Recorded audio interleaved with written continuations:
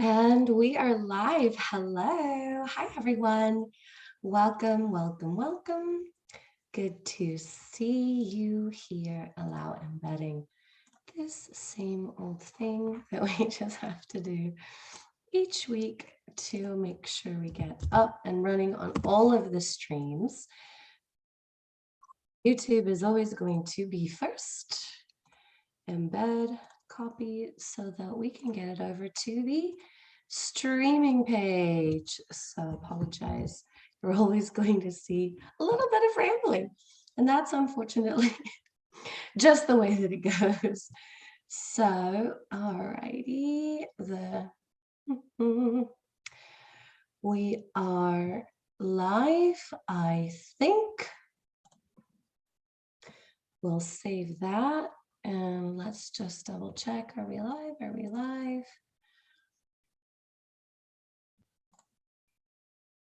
Yay! And we're live. Hello, everybody. Welcome to Deep Ministries weekly live stream. Today we are session 5. One other thing that I want to make sure to do is hit record. Aha! Hi, everyone. Thank you for joining us. I'm so excited to be here for week 5.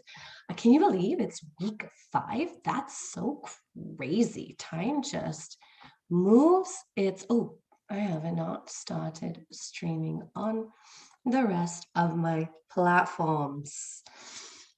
Welcome, welcome, welcome. Last thing we want to make sure to do is make sure we are live on Facebook, Twitter, LinkedIn, and then let me hit the go live button on Instagram. And then we are doing it. So, hi, welcome everybody on Instagram. Okay, we're doing it. We're here. We are live. Everything is up and rolling, and we're ready to get started. Welcome to session 5 of Deep Ministries weekly live stream. Now, if this happens to be the first time you're ever catching the live, I just want to give you a little bit of an overview about what it is that you are joining. So, Deep Ministries stands for Divine Evolutionary Path. And what it is essentially a collection of steps. Hi, Lorraine, welcome. It's a collection of steps, practical steps to walk you to your highest, most evolved life of ease and abundance. Okay, so I truly believe that there is a spiritual path that is deeply rooted in spirit that is completely comprising of all the spiritual beliefs that exist. For example, what I mean by that, just for clarification, is I don't believe that it has to alienate any particular religion, because I believe that it's truly based in truth.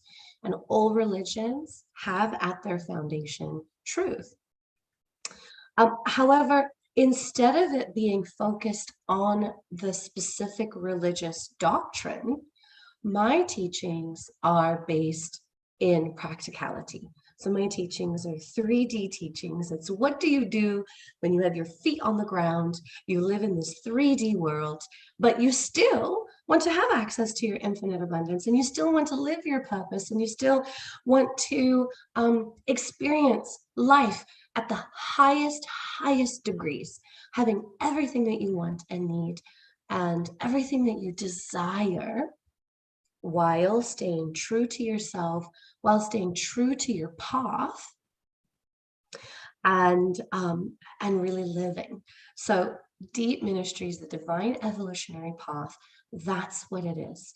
At this time, we have 7 tracks, 7 courses of study that I believe we need to master if we want to live our highest, evolved, most abundant, and also most graceful, easy, life. Now, when I say easy, I don't mean like, oh, it's easy, life is a breeze. No, because if that was the case, then we wouldn't be here, right? If life was actually easy, we simply would not, we simply wouldn't be here, because there are three purposes to life, right? Everybody wonders, what is the point? Why are we here? Right? There's even there's movies about it, and there's books about it, and philosophers have gone deep into this study of why are we here? Why is life so hard? What is the purpose? What is the point? And I believe that there are three purposes to life, 3 points to being on this planet. Point number one is, oh, by the way, when I say I believe, I also have it on good authority that I'm right. I'm not just like some crackpot making up stuff that feels right and then teaching it. I actually have a very open connection with Creator, with God, with my angel team, with beings of light, ascended masters that are here to support humanity's evolution. So I'm not making any of this stuff up, actually. I can't claim to be the genius that created this. I'm just following what I'm hearing and teaching what I'm being told to teach.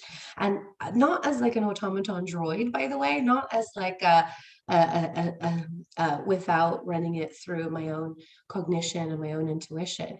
But everything that's shared with me resonates with me on a deeply truthful level as an individual being, rather than me just being a parrot and being like, this is what I'm told, this is what I'm teaching. Just to clear that up. Okay, so we've got 3 purposes of being alive, of being on this planet. Hey, Dana. Hey, Piyush. Thanks for joining. And point number 1 is to grow. So purpose number 1 of being on this planet is to grow, is to evolve. Purpose number 2 is to experience, is to actually experience what it's like on Earth in this 3D, tangible human body. And then the third purpose of being alive is to bring others with us, is to grab people along the way and help them evolve and teach them, etc., etc., etc., if that makes sense. So those are our purposes for being here, for being on this planet. Just 3. And then everything else is semantics. Everything else is part of one of those 3 things: to either grow and evolve, to experience, and to help others come with us, to teach them how to grow and evolve and experience. So we're just at the tail end of the most foundational practices of deep ministry before we even get into talking about the tracks and the philosophies of each different track. I had to lay some groundwork. So now in session 5, we're actually ready to start doing some live online healing. Hey, Leanne, welcome. So at the end of our session today, I'm going to be doing some live online healing with a lucky volunteer who's going to join me on my Zoom, and we're going to do some live healing today, which is really, really fun. But I just kind of want to recap. Hey, Kat, good morning. I want to recap some of the principles that we've covered so far. Okay, so principle number 1 is what we already just talked about, which is that there are 3 purposes of being alive. Principle number 2, foundation principle, is that there is no mountaintop. There is no grand place that we're trying to rush to. Most people, especially those in the Western world, most people have some kind of belief that there's this place that we are racing to get to. Let me be really specific. Most people have some kind of, in my lifetime, I'm going to accomplish this.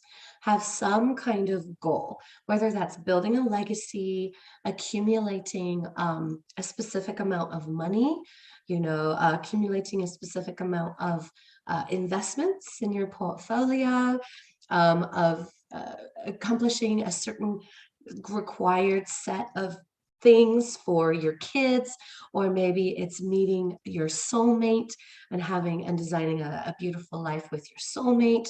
Perhaps it is teaching, or maybe it's leading, or maybe it's healing, or but it's some kind of goal, right, that we create for ourselves that then becomes this mecca, that then becomes this very glamorous, and I call it a mountaintop.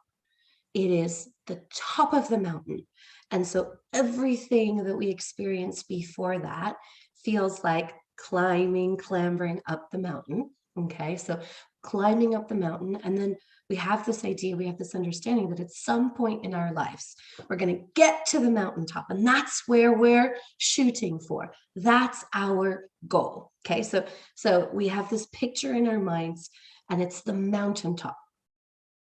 And 2 sessions ago, we completely deconstructed this idea of the mountaintop, because the top of the mountain does not exist. There is no mountaintop. And what I mean by that, if I take that and put it into practical terms, I mean that there's no place you're going to get to where everything is going to be fine, where there's not going to be any more conflict, where you don't have to grow anymore. That could be right now. You can choose right now to stop growing, and you're fully within your rights to do that. Maybe you're tired. Maybe you're done with this shit. Maybe you just want to be tapped out. That could be right now. But there is not going to be ever point at any point in life, ever, where you get to it and all of your problems are solved. And it's like this magical Disneyland place that we create, that when we get there, when we get to this mountaintop, everything is going to be fixed. Everything is going to be solved. But marketing really capitalizes, right, on this idea that there is a mountaintop, because they use it as a driving force to get people to buy stuff. This magical thing will help you get to the mountaintop faster. This magical, hi Marvin, this magical pill or panacea or diet or a set of tools or a set of steps will help you get to the mountaintop, right? That's the idea. Everybody capitalizes. Not everybody, let me not blanket statement that, but the majority of people who are selling something capitalize on this idea that there is a mountaintop. It's deeply accepted within our society's fabric. So yes, I'm definitely bucking a huge system by saying that there is no mountaintop, but there really isn't. And I think that the quicker and the sooner you can integrate into your life that there is no mountaintop, that there is no place that you can get to where everything is going to be magically solved, I think the quicker you can get there, the sooner you can get over the grieving the loss of your mountaintop, you can actually get involved in the business of living. You can start being present, because you can tap out of what I've called the affluence addiction. The affluence addiction is this mesmerized, hypnotic, obsessive inclusion, like including yourself within this race to the mountaintop. And the reason that I say it's a race is because it does seem to have some kind of time-sensitive component. And it's that time-sensitive component that keeps people waking up at 5 a.m. if that's not what feels aligned for them, or keeps people working 16 hours a day. If that's not aligned, if that's not a soul's calling, if your soul isn't saying, okay, this is a 16-hour day, and it's actually feeling somewhat refueled by that, it keeps us tired and sick and exhausted and not living our experiences. Okay, so I think that even though it's kind of depressing to lose this vision of the mountaintop, I still think it serves you, because I think that you can more quickly reconnect with your actual purpose of being alive, which is to grow, to experience, and to help others come with you. Got it? Okay. Then we also covered everything is energy. We talked about this last week. Everything in existence is energy. We are energy, and we also have the capacities, because we are such evolved systems of energy. We have the capacity to move energy. We have the capacity to influence consciousness, to tweak it, to meld it, to yank it, and mold it to what it is that we want in life. And then one of the last principles is that abundance is infinite. Well, not one of the last, but one of the last ones that we have taught so far is the infinite nature of abundance. So if you missed any of the sessions, you can find them all if you're on my Instagram. Hey, Denise, you can find them on my Instagram. You can find them on my Facebook page. Here coming up in a couple of weeks, as soon as I submit my application for my 501c3 for Deep Ministries, I will be creating a membership portal where just for $5 a month, you can actually access all of the archived sessions in a very easy to follow way. And that will be a benefit to you, but they're all available on my YouTube channel, my LinkedIn page, on my Twitter. They're all available for free if you want to seek them out. So you can definitely do that. Okay, so next, did you do your homework? Some of you already did your homework, and so you didn't have any homework for last week except to be present within your experience of living. But some of the homeworks that I've assigned over the last few weeks, one of them is recognize your mountaintops. Know what is your mountaintop? Historically, before you heard me teach about the deconstruction of the mountaintop, what did you want to accomplish in your life that feels like the be-all, end-all goal of your existence? And I forgot what the other homework is. Anyway, not super relevant today. I'm just wondering, are you doing it? Are you doing the steps? Are you doing the work? If you want something to be different, are you doing anything about it? Or are you just hoping that someone's going to come along and do it for you? That's one of the things that you'll find that I'm very, very, very passionate about. One of the many things that I'm very, very passionate about is that if you want something to be different, you have to do something about it. There is no knight in shining armor coming to rescue you from yourself. You are your own hero. You are your own knight in shining armor. So it's going to be up to you to do something differently, okay? Which means that just taking steps in your life, just doing something that moves you forward. That's the important part of this entire process, is you actually can't let the humdrum nature of everyday life swallow you up and make you forget. You have to stay present, and it's very hypnotic. It definitely draws us in, that humdrum, everything is the same every day kind of rut that we can often get into because it feels incredibly comfortable. Okay, so it's very hypnotic. It's very alluring to get drawn into that. It feels very comfy. Everybody else is doing it, so we're not going to face any conflict or confrontation within that system. But if you want something to be different, if you do want to live your highest, most evolved life, you are going to have to do something. Okay, lecture over. All right, so today we're talking about glamour goals versus tangible dreams. Glamour goals versus tangible dreams. More tea for me? Okay.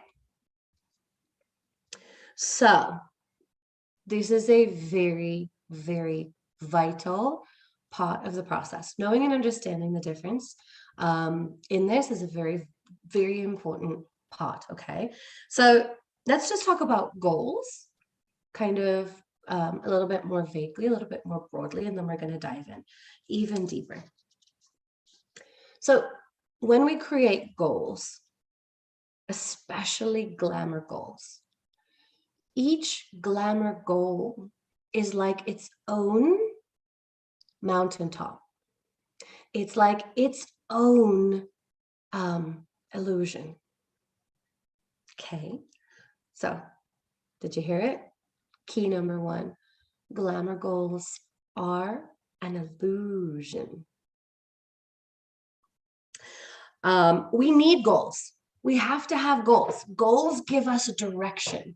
They tell us which way we're moving in. They tell us what activities we need to be including within our action, right? So we need goals. They give us a focus. They give us a direction. But the problem with glamour goals is we get so attached to the outcome, and not just the outcome, but specifically we get attached to the way that the glamour goal is supposed to show up. It's supposed to manifest in our lives. And that attachment creates expectations. And those expectations lead to nothing but ruin and misery and getting sucked into the affluence addiction.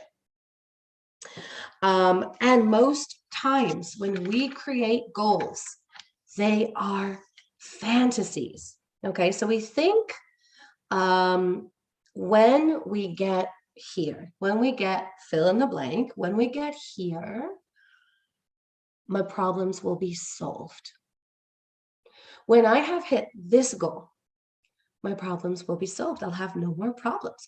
When I make $1 million, I will no longer worry about money.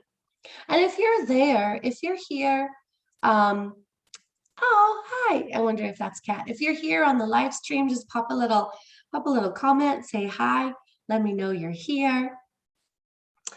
So that's one example of a glamour goal, right?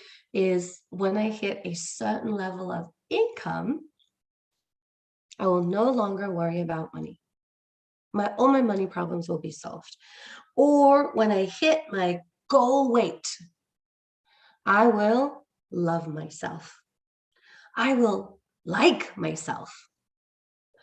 Or when I meet my soulmate, I will always feel loved. I will always feel safe. There will be no more. Hi, Kat, you're here. Yay, I was wondering if that was you. There will be no more conflict. No more confrontation. I won't feel lonely anymore. I'll always feel understood, right? We have these ideas, these glamour goals, that when we reach this certain place, this fill in the blank place, that all the problems that we had associated with that particular goal will magically disappear. And the truth is, it's just not true. It's just not true. Okay, I have a friend, and he's been making $1 million a year for a long time now, for several years. And he even just said to me, I still feel broke. I still feel scared. Hi, Tara. Good morning. I am still terrified that money is going to stop coming in. And that's a really hard way to live, right? So he had this goal, this glamour goal, that when I make $1 million, then everything is going to be fine. I won't worry about money anymore. He's been making millions of dollars like for several years now. And just last week, he's like, yeah, no, I still feel broke. I'm still very concerned that at some point my money is going to stop coming in. And what about when I hit my goal weight, I will love myself or like myself? I used to, when I started my hypnosis practice, I actually used to specialize in weight loss. And so I've had many clients hit their goal weight over and over and over. In 1 year, my clients lost over 10,000 pounds, 13,000, I think, or something ridiculous. 13,000 pounds. And none of their internal love problems were magically solved just by hitting their goal weight. We still had to do some deep inner work. We still had to clear out limiting beliefs, right? And what about when I meet my soulmate? I will always feel loved and safe. No more interrelationship conflict. Not necessarily. Oh, Kat, I love that. Kat says so far that's her experience with her divine counterpart. But being best friends for 13 years before dating helps. Yeah, I would say so. I would say over 13 years, you learn all the ins and outs of that person deeply. Like you know them and love them deeply before you ever cross that threshold of dating. So I would say that definitely, definitely helps. Yeah, for sure. That's beautiful. I'm so happy for your celebrations. Yay. Good. But just getting there, right? Just meeting this person, just getting to your goal doesn't automatically mean that all your problems are solved. Absolutely not. In fact, you will never hit a point where all of your problems are solved. Oh, I'm so sorry to tell you that. I am so sorry to burst that bubble. No, I do not go around also telling children that Santa Claus doesn't exist. But it's really important for you to know that there is no place that you're going to get where all of your problems will be solved. Why? So that when you get to your actual goal, you are not disappointed. Oh, it's heartbreaking. So why are glamour goals so dangerous? Glamour goals are dangerous because they are the paving stones to the path of the affluence addiction. They are micro mountaintops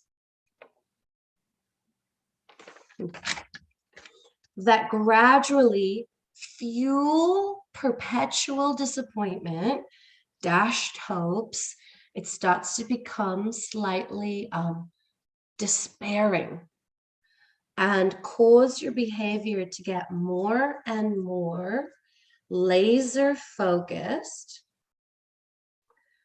towards reaching your goal, right? You raise the bar. You completely ignore the fact that you've hit your goal, and you put your head down even further, even harder, and go, okay, I'm going to do more and more and more and more and more. That, or you tap out, or you're like, man, I gave everything that I had to this, and I still am not there. I thought I was there. I thought this was going to be it. I thought when I hit this glamour goal, that every problem that I ever had in my life would disappear and fade into the background. And since that didn't happen, oh, it probably doesn't exist. I hear this all the time with happiness.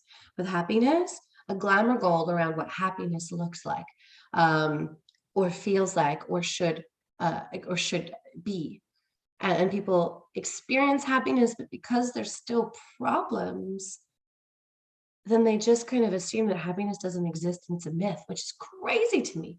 Crazy, crazy, crazy. So that is what a glamour goal is like a micro mountaintop, okay? When I get here, all of my problems will be solved. And then a tangible dream, I love calling it a dream because we still get to dream. We still get to want stuff. We still get to want a better life and to have some of these yummy things that we desire. We still get to have them, but they have to be realistic. They're tangible. We can have them in practicality. We can have them on this 3D plane. They actually exist, and we know and can feel when we get there. Yes, that's what we want, right? So a tangible dream is a beautiful, intentional outcome that you are shooting for that has lots of reality built into it. Reality being the key concept that exists within a tangible dream that does not exist within a glamour goal. Okay, so you can tell the difference between a glamour goal and a tangible dream because glamour goals have this like dreamy quality about them. It's like they have those heat waves around them. They have this like rosy glow. You know, Lifetime movies when they put that rosy filter around the outside. It's like my filter right now. I'm a glamour goal right now. So they have this like dreamy like quality around them. You know, there's like frolicking montages. Everything is laughter and smiles and bliss. And enlightenment is 24/7. And ease and effortlessness is a constant. And there are no more problems, no more conflict.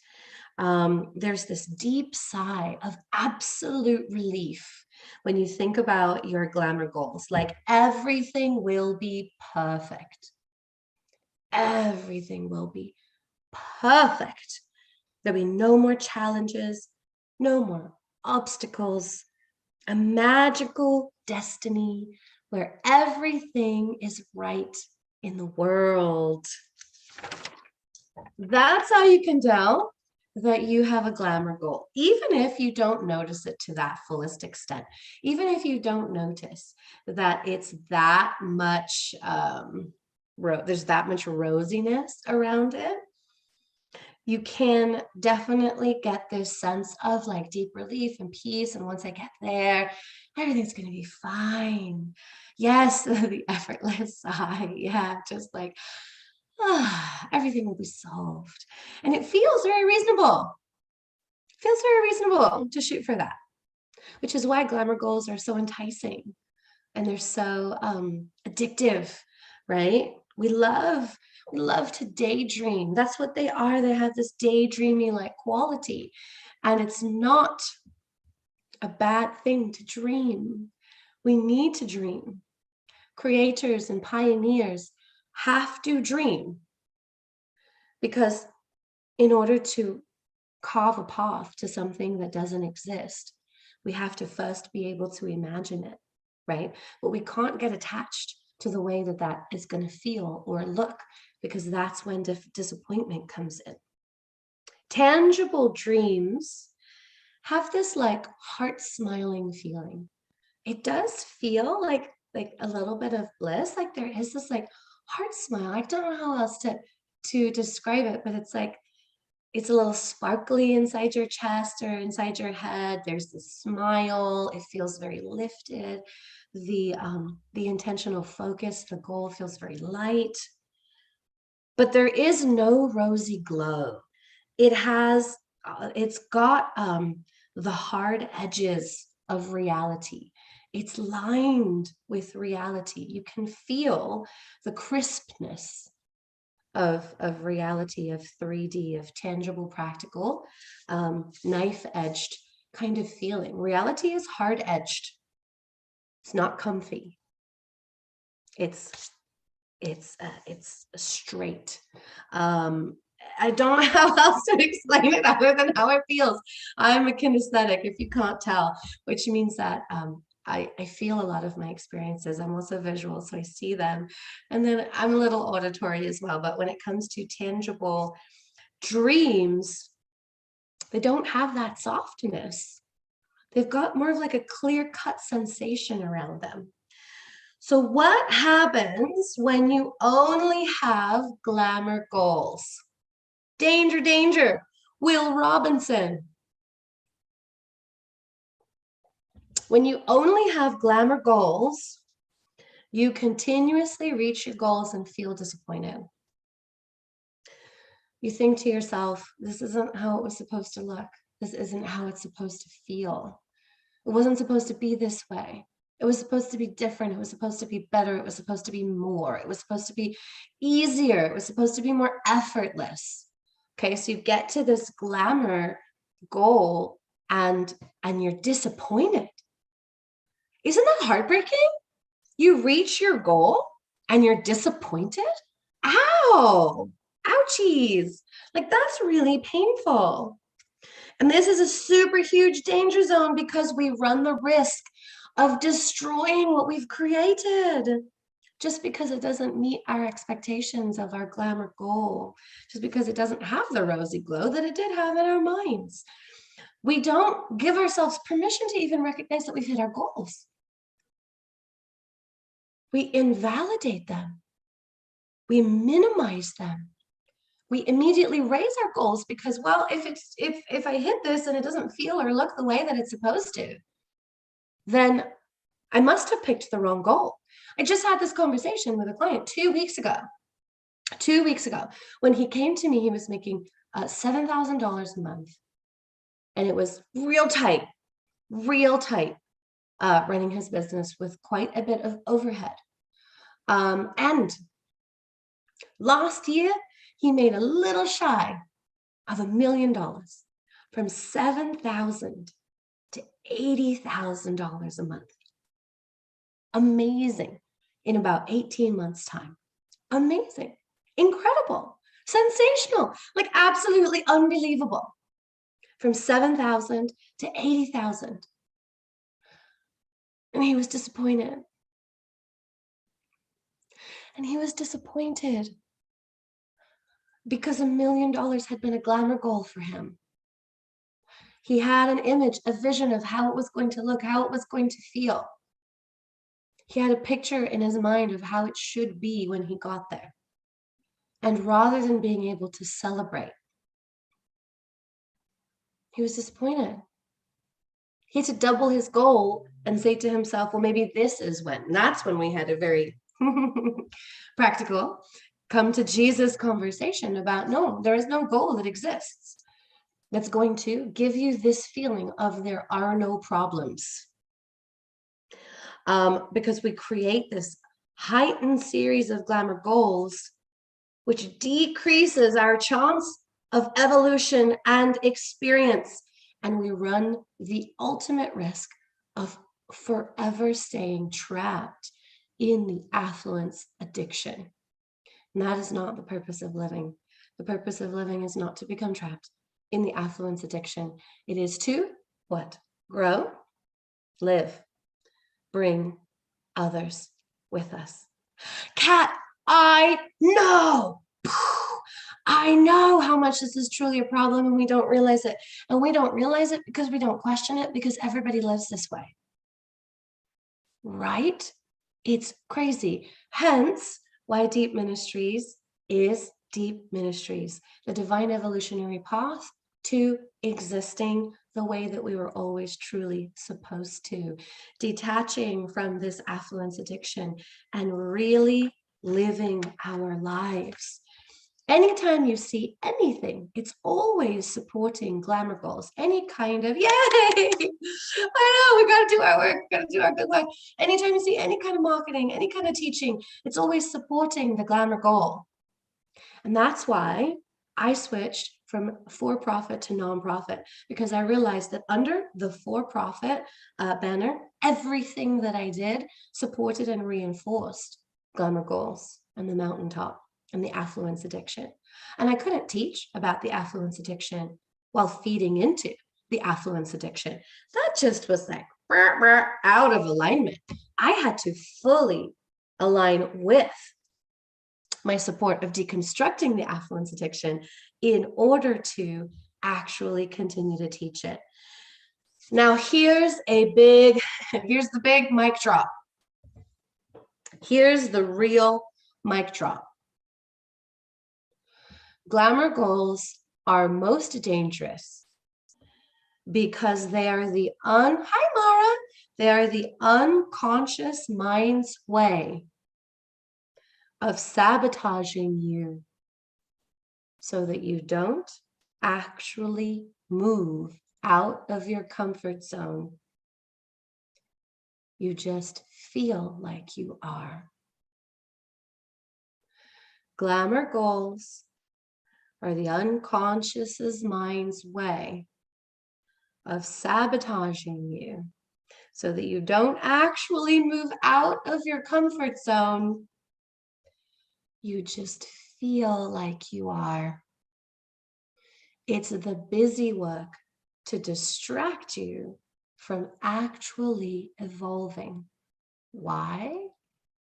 Because glamour goals tend to be so grandiose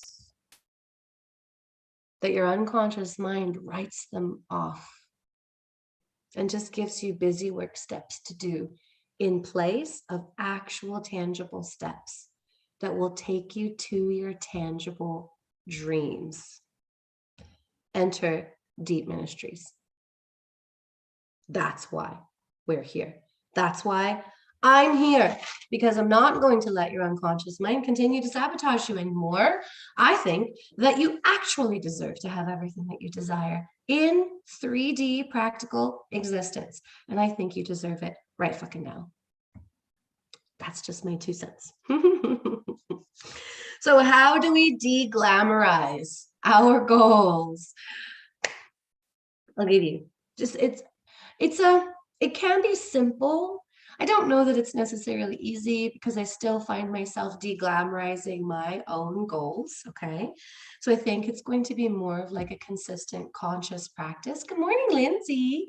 But how do you de-glamorize your goals? She says simply, you add in reality. You have to add in real doses of reality. Okay, and I'll give you an example. Actually, I'll give you a bunch of different examples, but how you add reality into your glamour goal is going to look differently than how I add reality into my glamour goal. Okay, in order to turn it into a tangible dream rather than a glamour goal. So, for example, I had a client who wanted to move to Europe, and she was so over the mandates and the laws and the hi Tina, oh hi love, and everything that was happening. She was over the fear mongering. She was over the everything, right? She's just over the US. She wanted to move to Europe. Of course. So when she said that, I was like, uh-oh, red flag, warning, warning, danger zone. This is a glamour goal, right? So I'm not going to tell anybody don't move to Europe. I think everybody should move to Europe at some point. You should at least go for an extended period of time. It's amazing. The culture and the history and you're so outside of the norm of the US. It's just so gorgeous. You should go to Europe, but you should not go with a glamour goal. You should go with a tangible dream. So in her mind, she had, this wearing berets and her family laughing. I mean, she didn't say that specifically, but this is what I prompted. Is this kind of what you have in mind? Eating croissants and drinking coffee at one of those French cafes next to the Champs-Elysees, going to the Louvre and looking at the Mona Lisa and then soaking up the culture and just enjoying, Europe. And it's got this rosy glow around it. Hey, Savi, good morning. And yes, after asking some clarifying questions, it did have this rosy glow around it. Okay, cool. So all we did to turn it from a glamour goal into a tangible dream is we added in some reality. So I had her close her eyes and imagine the 12-hour flight. Okay, because getting to Europe is going to be a pain in the ass, right? You're going with kids. How old are your kids? Ooh, okay, under 5. Let's add in some reality around there. Kids under 5 don't love to spend long periods of time on planes.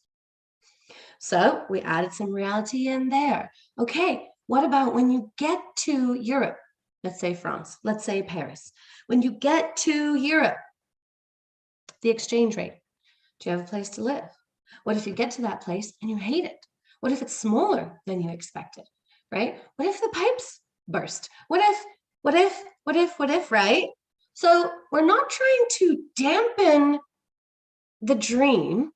We're not trying to depress it. We're trying to build in realistic expectations. You're going to have to deal with the exchange rate. Oh, by the way, do you speak French?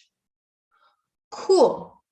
How are you planning on communicating with people who you need to talk to once you get there? Maybe Google French to English, English to French. Maybe that's how you're going to have conversations. It's going to be frustrating because it's not going to be as easy as conversation here in English. Oh, by the way, did you know that Parisians specifically are not a fan of anyone who is not Parisian? That's just, I mean, obviously there are expats who live in Paris, and so, make friends with them. But it's just a general thing. They don't love outsiders. They just don't. They don't even love, people from the south of France, right? Like Parisians just are very particular, which is fine. Everybody gets to be however they are. Everybody gets to have permission to be exactly who they are. Not knowing the language, feeling like a fish out of water because it's a culture that you have never experienced before, not knowing how to get around, not being able to drive on the other side of the road, not being able to read the signs. How are you going to know? How are you going to figure this out? What is it going to feel like? Oh, by the way, you have no community there, no friends there, no family there, no support mechanisms outside of your immediate family that you're going with. Let's build that reality into this image. And all of the other reality that potentially exists. Screwy politics. European politics is so bizarre, dude. It is so strange. And they're weirdly prejudiced. Not necessarily against Americans, sometimes against Americans, but just bizarrely so. They have very strange prejudices, and they have different communities within communities who have their own cultures and their own prejudices.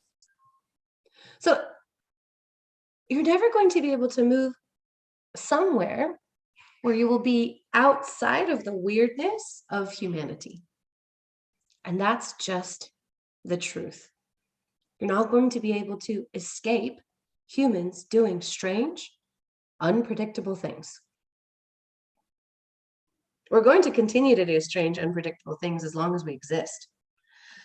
So that's an example of building tangible reality into glamour goals to turn them into tangible dreams. Because does that mean that you won't have moments sitting at a cafe, eating croissants, enjoying the weather, people watching next to the Champs-Elysees? You will absolutely have moments like that, where French music is playing at this beautiful French bistro and you really feel that you're somewhere new. You'll have moments like that. And those will be part of the tangible dream, the parts of the tangible dream that you are so looking forward to. You will walk into ancient places that have existed since before AD. What? And you'll feel the history and the culture, and you'll visualize and wonder how many billions of people have crossed those thresholds, and it will put you in a state of awe and wonderment. And still, there'll be large doses of reality to go with it. Okay. I had a client who wanted to move to buy a house in Hawaii. Not move there, but just buy a vacation home. And I was like, awesome, do it. But let's build some reality into it so that when you get there to your vacation home, it doesn't disappoint you. You don't invalidate yourself or your effort or your dream. You let it be what it is. You can appreciate it for what it is because you have those aspects of reality already built in. So let's imagine you find this beautiful vacation home in Hawaii, you buy it, you go there, and it's gorgeous. It's everything you wanted. And you have Mai Tais on the beach and watch the whales because it's whale season. And what could be more magical than whale season or turtle season when the turtles are hatching? Goodness gracious, just getting chills thinking about it. Right? And then you go home and you're covered in mosquito bites. And your family is like, oh, do we have any calamine lotion? Oh, I don't know. I didn't even think to bring calamine lotion or some anti-itch cream or something like that. Okay, well, someone's got to go to the store. Who wants to go to the store? Not me, not me, not me, not me. Well, I guess I'll go to the store because I have to do everything, right? Practical aspects built into the dream. Family still fights. Kids still bicker. Still argue about where to eat, what to eat, how expensive everything is. There's still crime in Hawaii. There's still homelessness in Hawaii. There's still all of the things that make our reality there. There's still people. And people come with problems. And people come with challenges. And people come with issues. There's still all of that stuff in Hawaii. But there's also Mai Tais on the beach, whale season. Hey, Nadine. There's all of this stuff. Just building in tangible, practical aspects of reality so that your dreams are not glamorized. And when your dreams are not glamorized, you actually can experience them. You can enjoy having reached them. You can avoid invalidating yourself. You can avoid disappointment. I mean, not always. And the same thing about meeting your soulmate, right? I love Kat's story. But maybe you haven't been best friends with your soulmate for 13 years. And so they come in and they seem to check all the boxes and they fit into this glamorized hole that you've created in your life. But their feet smell. Or they have baggage, exes, kids, trauma, or they've been abused, or they have PTSD, or they are human. They have quirks that you don't care for. They chew loudly. They clip their fingernails in the living room. I don't know, I'm just thinking of some, some practical aspects that might come along, right? They have intensely emotional reactions when their trauma is triggered. Or whatever it is. They have weird fears, right? They don't like cycling. They hate the beach. It happens, guys. I've met people who hate the beach. I'm like, I don't understand. Can you please break it down? I really want to understand your perspective about why the beach is so awful. Because you're like an alien species to me. I would really like to study you. But seriously, we have these glamour ideas of what someone's supposed to look, refuses to go in the ocean. Sure, hates dogs, is racist or prejudiced in some kind of manner, is rude to service staff, has some kind of like, I don't know, arrogance around them that you're just like, ugh. But everything else checks the boxes, right? These are tangible, practical aspects that need to be built in when you're envisioning your soulmate. It's not all going to be holding hands, skipping through cornfields, you know, playing with bunnies. It's going to be reality. In fact, I love this idea that I love it because it really helps bring tangible reality to a glamour goal, especially of soulmates, which is that there is no one on this planet who does not have baggage. There is no one who exists on this planet that does not have baggage. The key is to finding out what kind of baggage it is and whether you're willing to navigate it or not. Are you willing to navigate it with them while they heal, while they grow, while they evolve, while they just live life? That's the key. It's not finding this perfect person. It's finding a person who has the type of baggage that you're willing to navigate, the type of quirks that you're willing to roll your eyes at and just leave the room rather than exploding at them all the time, right? This is the truth of it. Building reality into glamour goals, so important. Making $1 million. the image of making $1 million is so far from the reality of it, by the way. Making $1 million feels like driving in Porsches down the PCH with the top down, with the scarves blowing, laughing, without a care in the world, you know, on yachts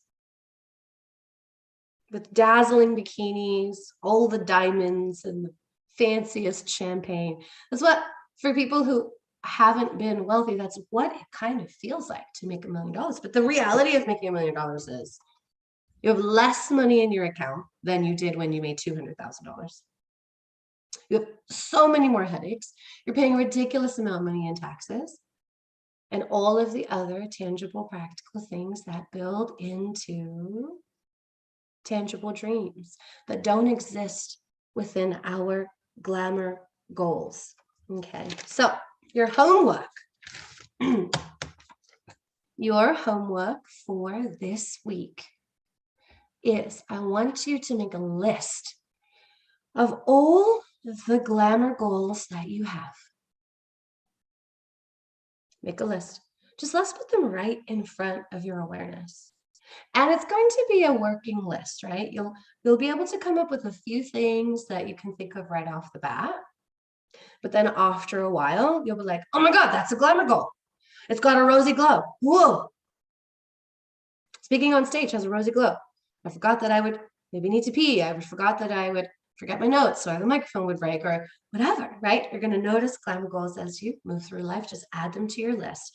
So first spot is make a list of your glamour goals. Forgot to write down your homework.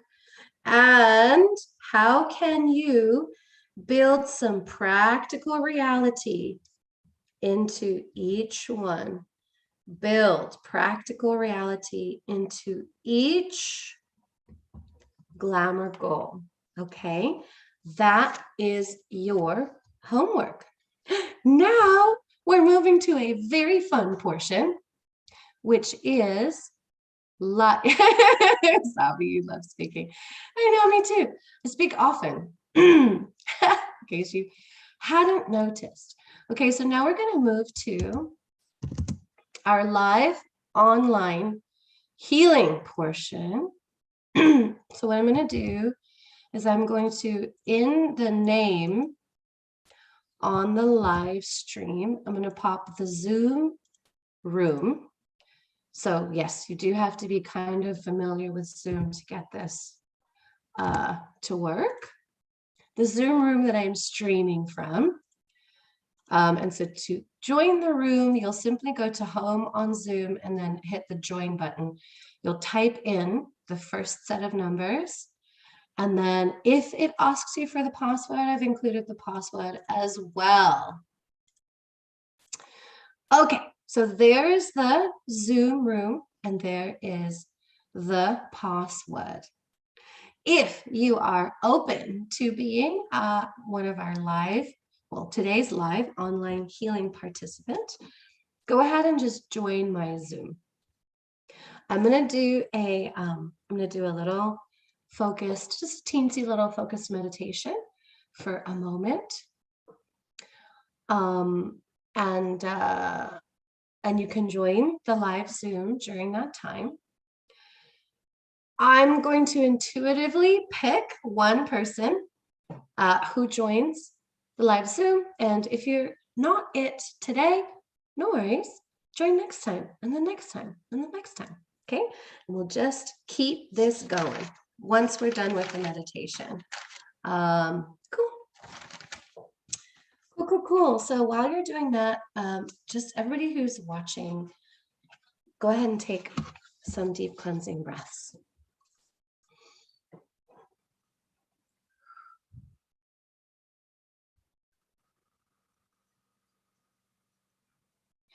Open your heart.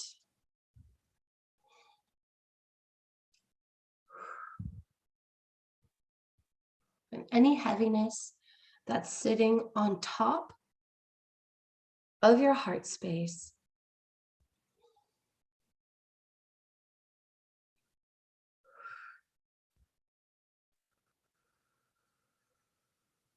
Breathe it in. Breathe it into your lungs and then move it up and out of your mouth.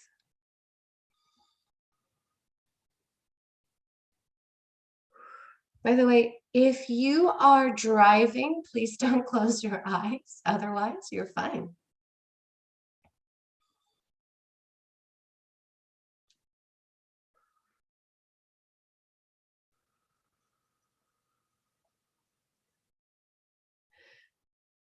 And if there is any grief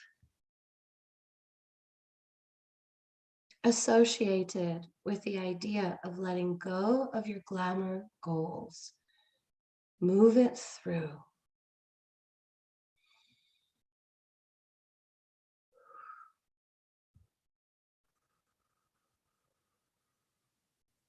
It's okay for you to feel sadness around the idea of losing your glamour goals. But you don't have to let it just stay trapped in your body. You can actually move it through.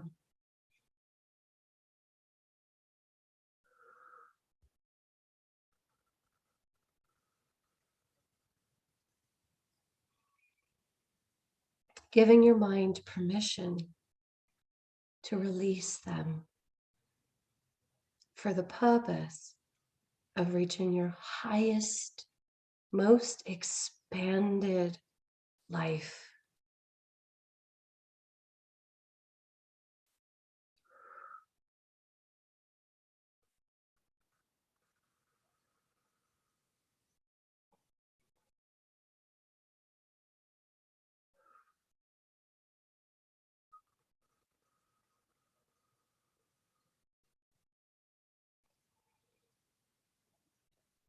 And just think to yourself in your mind or repeat this out loud.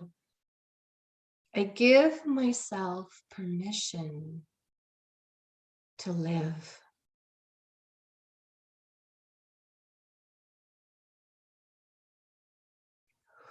I give myself permission to experience the depth of what life has to offer.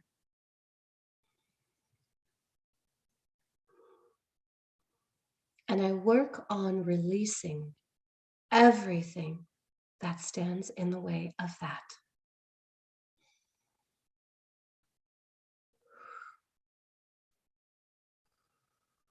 And so it is. And so it is.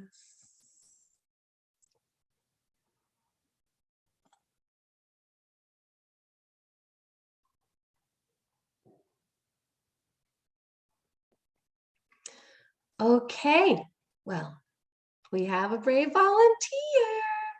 Yay, so when you're ready, just open your eyes, come back to the body, come back to the room.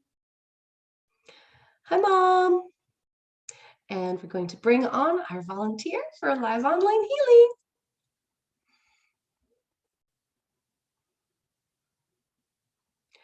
Hello, Miss Cat.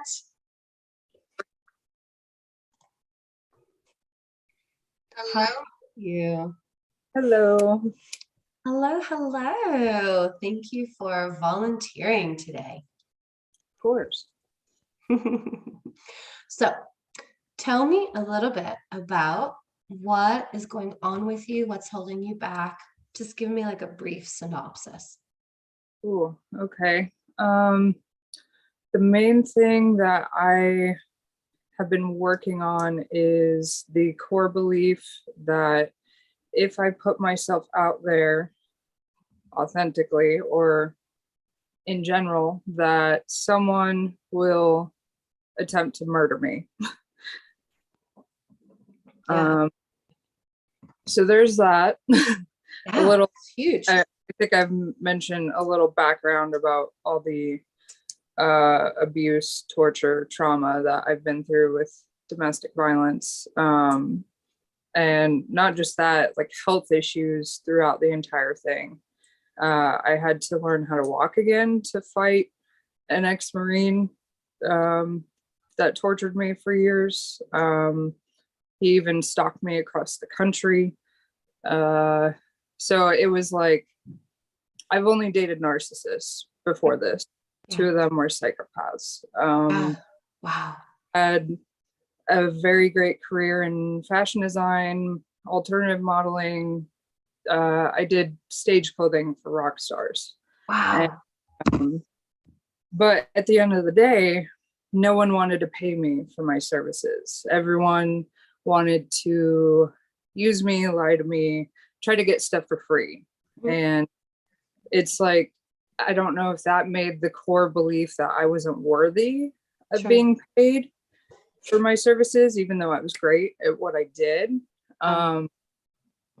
Like the last guy that I was with, I lived in a barn with no running water for 2.5 years with someone I was trying to build an empire with, but then he tried to murder me a couple times. So he threw all of my tools and everything I was going to sell for like crystals and all that into a pond when I was about to launch a new business.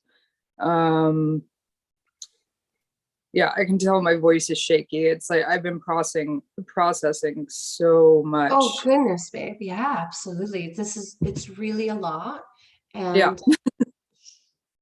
And this belief or this fear, someone will try to murder me, is not necessarily based in a past life thing. Yeah. Yeah. Like that is based in like what your experience has been since you've been alive on this planet. So that's huge. Yeah. Huge and heavy. Okay, so we've got 2 main things. Yeah, it kind of goes back. I did a workshop called Healing the Witch Wound, which was, going into the witch hunts that are still going on today. And I find it interesting that my authentic self, I was born a full psychic medium. Like my entire life is a paranormal experience. So it's, I'm no longer terrified of it. I'm embracing it, hence going to psychic school and all that. But my goals in this life are to help as many people as possible. That's why I grabbed you. I also want to open up healing centers globally. So yeah, which I love to support women who have also been through domestic violence and give them a safe place to go to. I love that. I think that's so beautiful. Thank you for sharing that with everyone watching, because there are hundreds of people watching who have never heard your story. So super, super appreciate you for being so open and honest and willing to be present with us today. So it feels like the 2 biggest blocks to you moving powerfully forward with your evolution are is the fear of being murdered, yes, and which is very real, and then also doing all that work and not being paid for it. Yeah. All that effort for absolutely no no return. financial restitution. So I think that track 1 is going to be huge for you in healing any distorted relationships that you had with money. And I believe, and correct me if I'm wrong, but I believe in one of the classes that you've been in, you mentioned that one of your abusive exes used money as a manipulation tool. Pretty much all of them did. Got it. Okay. So there is a history of distortion with money, whereas money is related to abuse, essentially. Yeah, absolutely. I say it's not just money, it's creativity, it's getting my hair done, it's putting on makeup, because part of my job was getting dressed up in, to the nines and going out to every big rock show and traveling across the country with bands and promoting myself. But I still wasn't getting paid for that. So it goes back to the core belief that everything I did, who I was before, obviously I wasn't living my true authentic self. I was trying to fit in again, but that Still, Finish that sentence. Who I was before who I was before was not authentic. is not authentic. Okay. I thought it was at the time, Yeah. you know. Yeah. Yeah. We don't know we're not being authentic until we do, until we Yeah, know it. Yeah, yeah, that's it. Like that's really hard. Like we're as true to ourselves as we can be until we realize that we're not. And that's it. That's all we've got. So it sounds like you've done a fantastic job getting to where you are. I'm going to just as an intermediary workaround, Kat, just as a like really intermediary workaround for your relationship distortion with money, is I want to invite you to make a list okay. of things that would feel really light and lifted in ways that people could pay you for your services that are not money related. I do a lot of trade work, like with healers. Like, Trade if is great, but something that's like practical that actually supports your lifestyle. I'll throw out some examples. An Amazon gift card, a gift card to grocery stores or gas, or hey, you want to do this big thing? I'll take a car. You know, you have a car to spare that you don't need that you're planning on selling. Trade that way, like receiving things that you need for your everyday life in exchange for your services that Mhm. feel light to you, that don't feel like they have any strings attached. Does that make sense? Yeah, that's what I've been doing with Oh, other good. healers. Oh, Like, good. say you want a custom light code, and what I would really love more than money is a coaching session. So that's how Oh, beautiful. it Love it. helped me move so much more forward. Yeah, totally. Love it. Let's talk about that. Um, because your light codes are off the charts healing, like just fantastically gorgeous. Oh no, there's Oh, that's my face. Oh yeah, beautiful. Yeah, it's so stunning, really beautiful. Okay, cool. So that's going to give you a little workaround. But the reason that you have to deal with your being seen thing is it doesn't matter. It doesn't matter how you shift your money distortion. If you're going to stay behind the bush, no one's going to be able to find you. yeah. You know, so if you're going to stay under the invisibility cloak. So what we're going to do today, we're just going to keep it nice and simple. And we're going to give you an invisibility cloak so that anyone who does not have your highest and best intentions at heart simply will not be able to see you.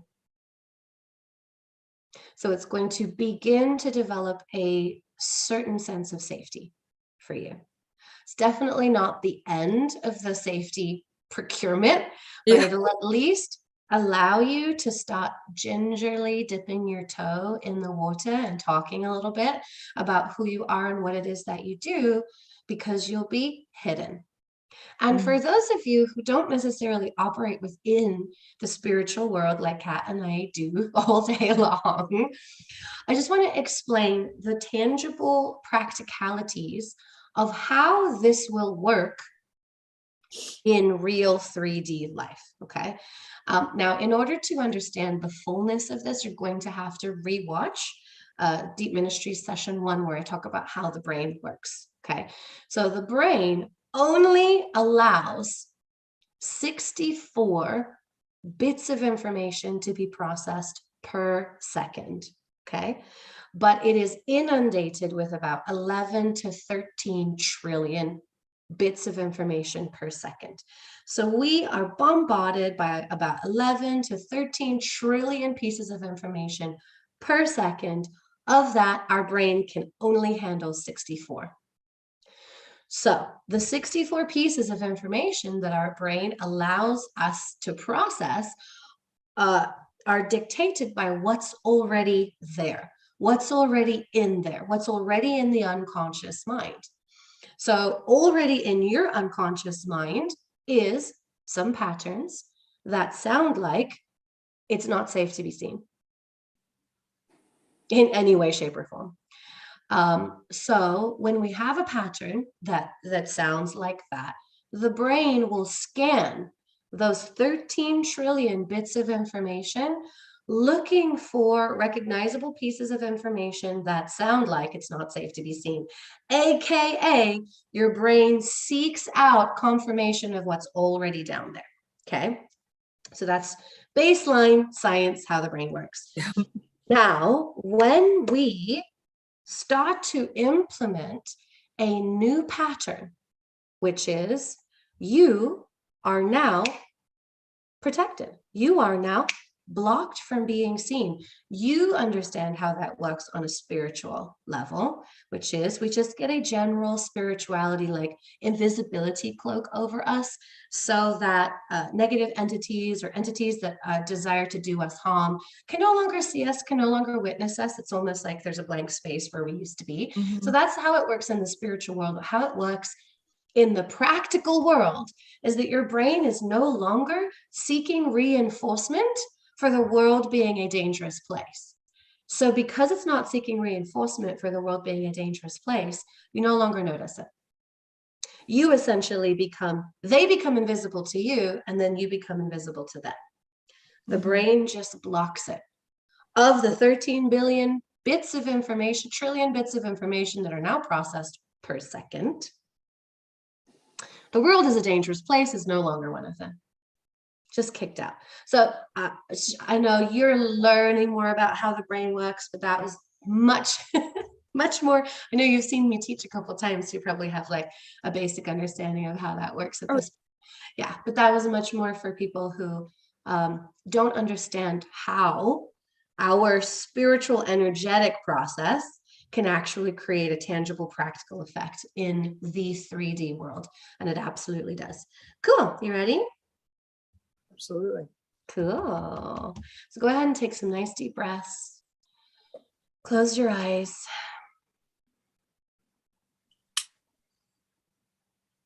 And open your heart.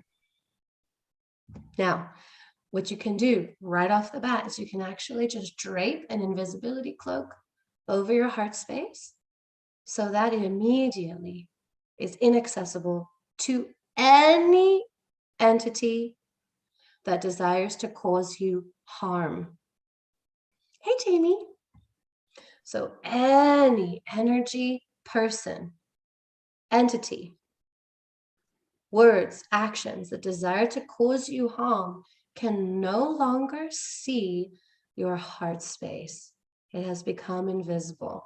So it can be, one of my favorite invisibility cloaks is kind of like a blue-black cloth that has a very, it's got a very like interdimensional aspect to it. You just kind of know that it's not 2D. And then it's dotted with gold and silver, stars and planets. So that's what you pictured? Oh, I'm not surprised at all. Hello, psychic. Cool. Yeah. I love working with psychics because it makes the whole process so much easier and quicker. Okay, cool. So now open your heart space as full as it can go, as wide as it can go. Feel the heaviness that's sitting on top of there and just breathe it into your lungs and up and out of your mouth. Let's take a few nice breaths. Because I want to just create some space within your energy field to do this process. Beautiful. Okay, wow, it's so gorgeous in here. It's like kintsugi. Do you know what kintsugi is, Kat? I don't. Oh, it's so gorgeous. It's an ancient Japanese art of piecing back together cracked china with gold or platinum. And yeah, inside your energy field, it's like kintsugi. It's like I can see where all the traumas are, but you've done so much work on yourself that it's like you've pieced it back together with gold and silver. And there's still obviously some parts because we're always evolving. It just feels so lovely in here. Cool. All righty. Now I'm going to count you from 5 down to 0. And at 0, I want you to find yourself in the most secure place in the universe. And it can be a place of your own creation. It can be a place that you've been. It can be a place that you imagine exists on this earth somewhere, but you haven't actually been there. Wherever. Starting at 5. No one is allowed in this space unless they are specifically invited by you. 4. 3,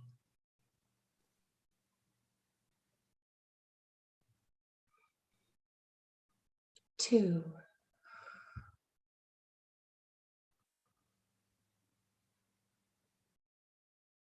1,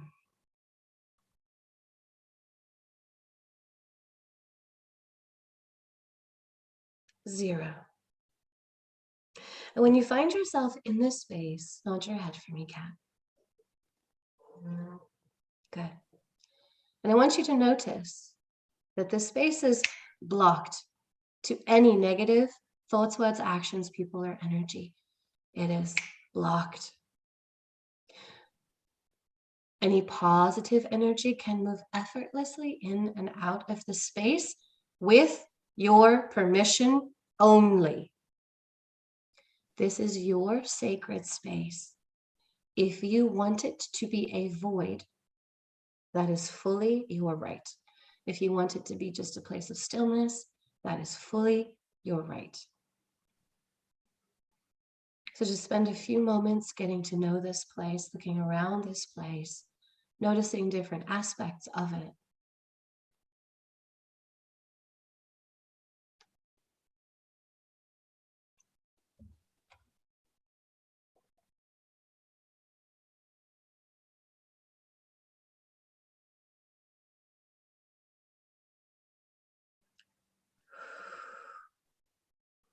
Good. If you would like to at this time, invite or allow one of the members of your spiritual team to come in here to hold the space sacred for you. Please do so. Good.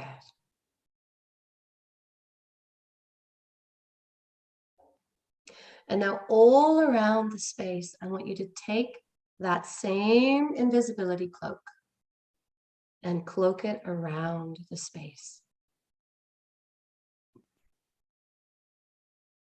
so that the moment you do it, it disappears from virtual existence.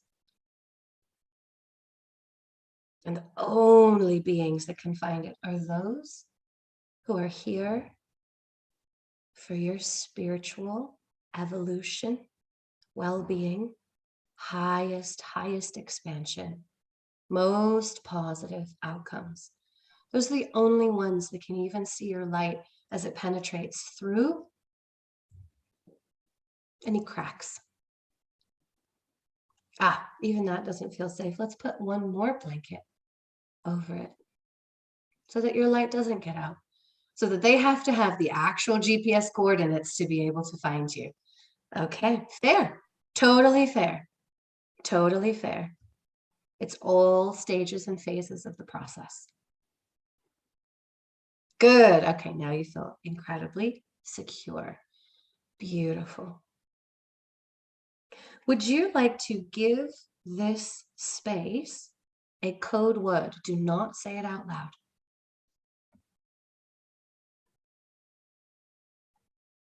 Beautiful. Okay. When I click my fingers, I want you to say the code word in your mind. Okay? What that's going to do is it's going to give you a strong association between the word and what it's like to actually be in this space.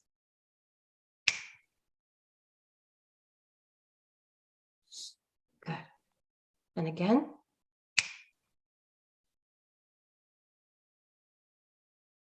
Good. And again. Beautiful. One more time.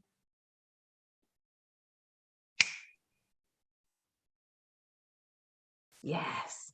Now I'm just going to give you a few moments to allow this word to integrate into your being with the physical feelings that come with being in this space.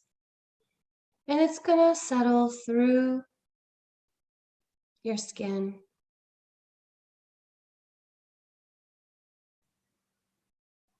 into your organs, into your cells, into your bones.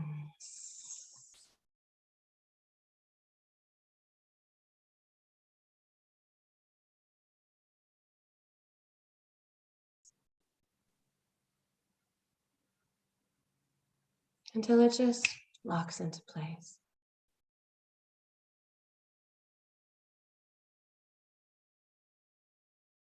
And once it's locked into place, nod your head for me. Good.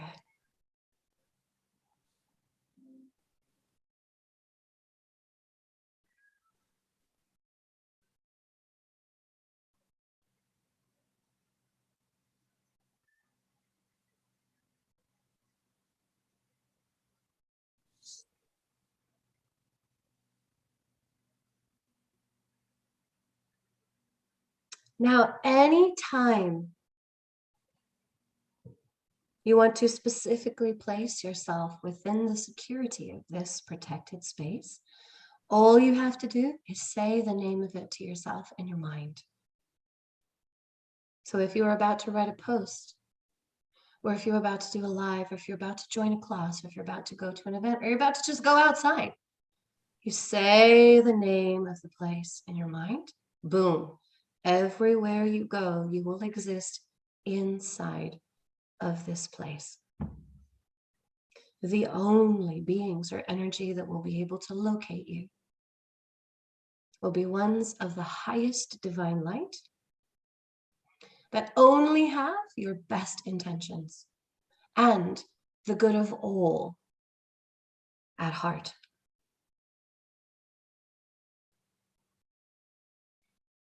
Breathe it in a couple more times. You don't have to come out of this space, by the way. When you come back to the here and now, you can simply come back within this space. You can exist eternally within this space. That'd be nice. Yeah.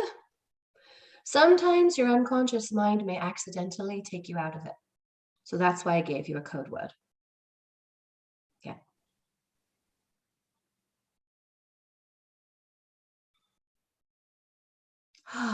Thanking this space for being present for you. Your sanctum. 1 is coming back to the body, back to the room. 2 is an even more alert number.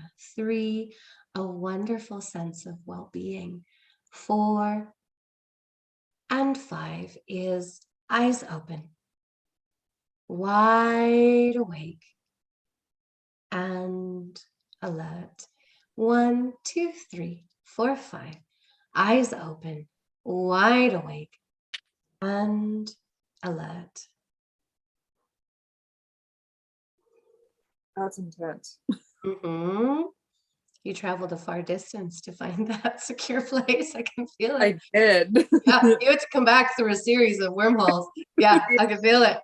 Yeah. How are you feeling?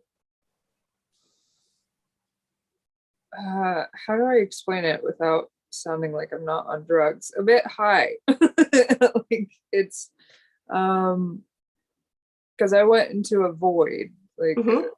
space, almost like I love the ocean. That's why I can't fathom that my partner will not go in the ocean. He's like, dead people live in the water. I'm not going in it. I'm like, Oh my gosh, so cute. So cute. well, I'll manifest a pool. I've always wanted a pool because that's my safe haven, is being in water. Yes, do. Good. Beautiful. I love that. So if I were to tell you it's time to start dipping your toe into the world and letting people know who you are and what you do, what comes up for you? The biggest thing is having to reintroduce myself. I've been literally deleting pretty much everyone I know from the music and fashion industry. Do you think that you can? Do I think I can? Yeah. Absolutely. Do you feel like you can now? Yeah. I knew it was just getting over those hurdles of feeling safe. Yeah. It's the first one. It's the very Yeah. first one of knowing that you have a safe place to go. Yeah. Yeah. Absolutely. Yeah. It's Beautiful. I just remember when, I had like 10,000 followers on when I went by Karma Jade as my artist name. Interesting choice of artist name, but it's when I started posting about the energy work or telekinesis. I taught psychic classes within a group before called Limitless Transformation, and Cool. we did everything from the clairs to telekinesis to telepathy, all that sort of thing. And I remember posting a video of my energy in water and how it was vibrating, almost like when a frog is in water and it vibrates. I just thought it was the coolest thing. So I shared it. And the first thing that happened when I was still using the Karma Jade name, I got someone to screenshot me and make a post making fun of me, saying I was crazy. So it's like, obviously, I need to start over. I need to be a magnet to the To right the people. people, yes, to the Yeah. people who have your highest intention at Yeah. heart. And now you at least have a secure way within you can stay at least invisible to those who don't have your highest intention, so that Mhm. you can gingerly start dipping your toe back into the ocean of Yeah. existence on the 3D plane. Well, yeah, because it's like I always had to get dressed up. I had to go out. I had to be the brand for myself. But I look at it as looking for love in all the wrong places. I was trying to change the world by making people, mainly women, but men too, be confident and feel like a rock star so they could go out and tackle life and feel like they could do that. And I was trying to do that through clothes. Yeah, I was I was trying to do it with the wrong people. absolutely. Absolutely. And that doesn't mean that you can't do it. It means that your focus changes if you Yeah. decide to incorporate clothes, music within the next iteration, Yeah. your self-expression. Yeah. Pat, thank you so much for joining us Thank today. you. It was so beautiful. It was very brave, so brave. But it's so beautiful for people to have this tangible experience of someone moving from, I mean, for you, moving from hiding to at least being okay, ready, willing to start Mhm. stepping out of that place that you've been hiding. And so I appreciate you showing up as a mirror to reflect to anybody else who might have maybe needed today, that Yeah. that maybe needed to witness and I hear mean, your story.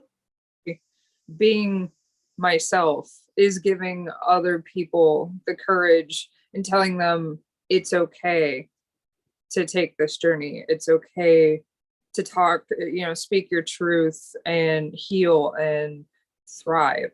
That's why. Ooh, yes, so much yes. And it's a lesson I'm still working on integrating, is that as I show up as my authentic self, moving through my authentic human journey with all of the obstacles and the pains, that it actually is inspiring. Like, it feels really gross to dangle your, dirty laundry. It feels really gross. It feels like I want to like ick up people's day with my dirty laundry, but actually what witnessing the process is so inspiring, so life-giving, so nurturing for people who don't know how to move, especially for today, from hiding to, okay, it's safe to know, dip my toe on the outside.